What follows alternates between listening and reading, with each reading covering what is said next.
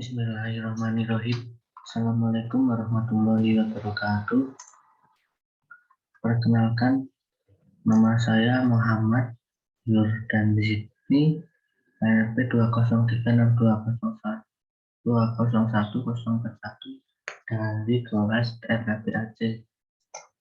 Di sini saya akan menganalisa banjir rob di Kota Semarang.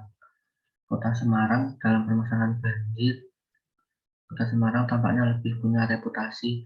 Jelas bukan karena ada lagu Benada Meledek yang terlanjur makin klasik itu yang berbunyi Semarang kali ini banjir. Tapi Kota Semarang dan banjir sepertinya tak terpisahkan, bukan saja di musim hujan, bahkan di musim kemarau genangan air mudah ditemui di bagian utara kota terbesar di Jawa Tengah ini. Banjir adalah salah satu bencana alam ketika curah hujan tinggi di musim penghujan atau disebabkan kurangnya daerah resapan air. Adanya banjir tentu menimbulkan dampak kerugian bagi masyarakat. Oleh sebab itu, diperlukan cara pengendalian pada daerah aliran sungai agar tidak menimbulkan luapan air. Permasalahannya, banjir di Semarang yang menyebabkan rusaknya jalan raya, macetnya lalu lintas, serta terhambatnya pandangan dan aktivitas ekonomi lainnya. Data yang digunakan untuk menganalisa banjir rob di Semarang ini yaitu data curah hujan, peta AOI, peta penggunaan lahan, peta kemiringan lereng atau slope. Berikut langkah-langkah pengerjaan di JIS atau ArcMap dan ArcScan. Yang pertama, download peta DEM Digital Elevation Model pada web Demnas. Download peta FPI SHP kota yang akan dikerjakan di Geoportal, dan download citra satelit suatu kota pandang Google Earth. Lakukan penambahan pin ke 4 sisi foto guna bahan acuan georeferensi dan simpan koordinat yang ada. Yang kedua, lakukan georeferencing pada file JPG yang sudah didownload pada Google Earth sebelumnya dan simpan citra satelit dalam format TIFF. Yang ketiga, buka ArcMap lalu lakukan setting koordinat pada layer dan add data file SHP, Demnas, dan citra satelit berformat TIFF. Ubah proyeksi koordinat dari WGS 1984 AS Project System koordinat ke WGS 1984 geografis koordinat data vektor block data management tools projection and transformation project. Masukkan data dan vektor yang akan diubah proyeksinya. SHP ubah koordinat sistem jadi geografis koordinat sistem. Buat WGS 1984 atau GJS WGS 1984. Oke.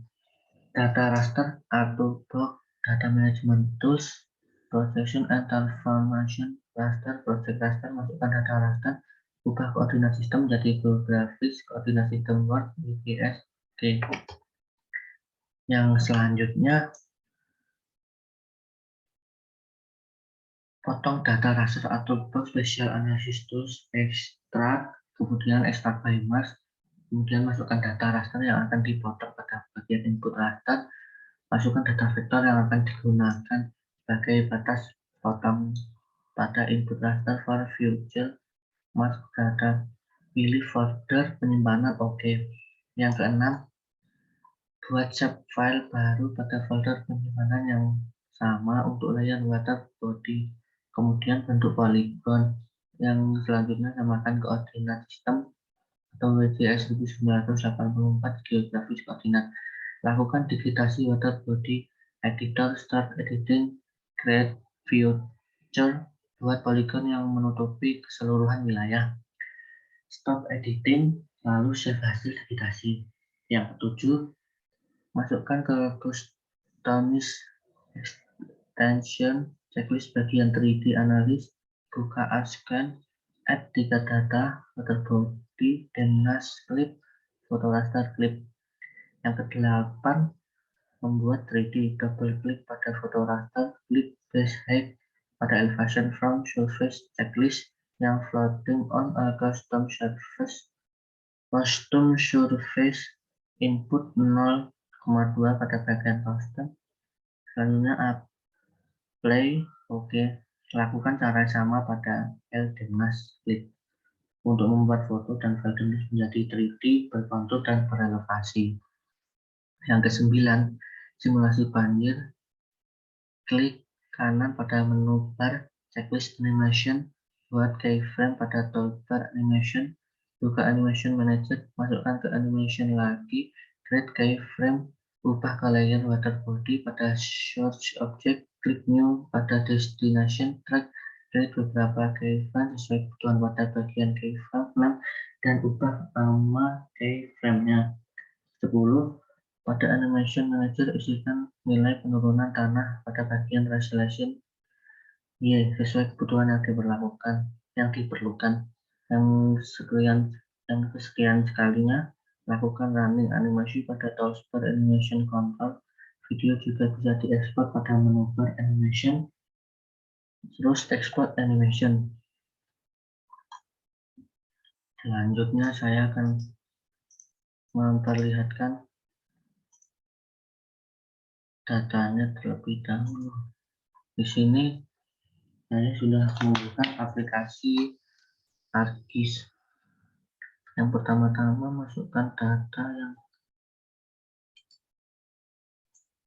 kalian udah download.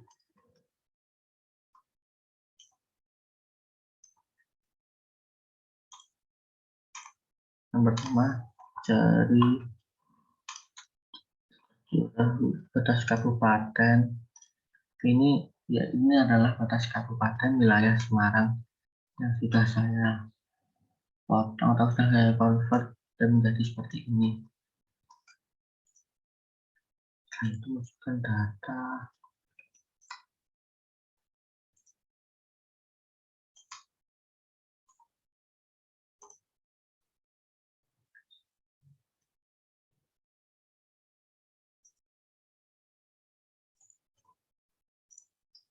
Data yang sudah kalian kerjakan sini. Nah, ini terlihat ini sudah dikerjakan data. Jika kalian ingin melihatnya satu persatu, kalian bisa menonaktifkan bagian ini. Ini termasuk potongan lahan.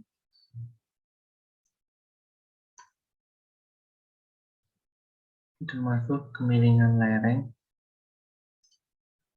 Yang ini curah hujan. Jika kalian sudah mengerjakannya, nanti maka hasilnya akan menjadi seperti ini. Ini adalah hasil yang kalian kerjakan, data yang sudah kalian kerjakan atau masukkan atau kalian aplikasikan di ArcGIS. Terlihat di sini daerah yang aman, sedang, dan rawan banjir.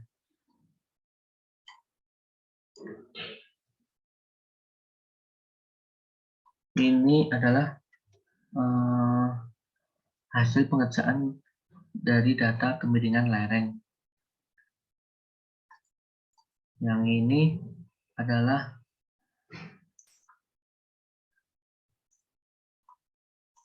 penggunaan lahan.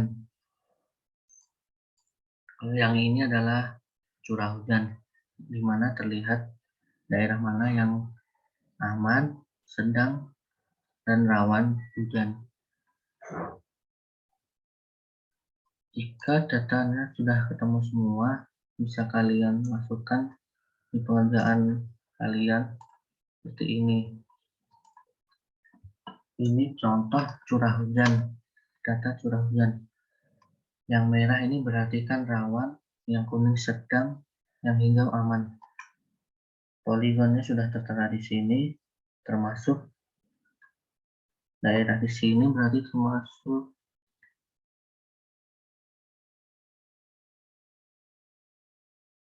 rawan. Selanjutnya kemiringan lereng. Kemiringan lereng datanya itu 0 sampai 8%, data nilai skor 9, 8 sampai 15 landai, nilai skor 7, 15 sampai 25% agak curam, nilai skor 5, 25 sampai 45% curam, nilai skor 3, kurang dari lebih dari 45% sangat curam, skor 1. Berikutnya penggunaan lahan. Badan air Seplang 0,31 1553, Sep area skor 9, bandara pelabuhan skor 9, hutan tanaman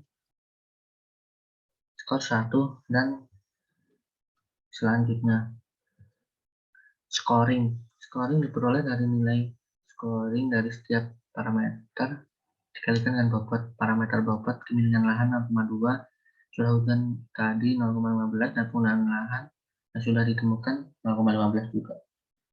Klasifikasi kerawanan banjir. Klasifikasi kerawanan banjir diperoleh dari hasil scoring berdasarkan rentang tertentu. Klasifikasi daerah yang disebut tidak rawan banjir antara 5 sampai 2,1 yang cukup rawan, 1 sampai 3,15 yang rawan, 15 sampai 4,2. Ini adalah peta rawan banjir, di mana yang hijau di sini termasuk aman, yang kuning sedang, yang merah rawan. Berarti di Semarang ini bisa dibilang daerah yang rawan banjir atau intensitas banjir yang sangat tinggi. Pembahasan ditinjau dari peta daerah Semarang, hampir semua daerah tersebut memiliki potensi banjir. Hal itu dapat dilihat dari warna yang ada di peta. Solusi dari permasalahan tersebut, memanfaatkan teknologi untuk mengatasi rob dapat dilakukan dengan melakukan pemanenan air hujan, pengoperasian pompa, serta menggunakan bendungan di area pesisir. Membuat sumur resapan sehingga air yang berada di permukaan tanah bisa menambah volume air bawah tanah.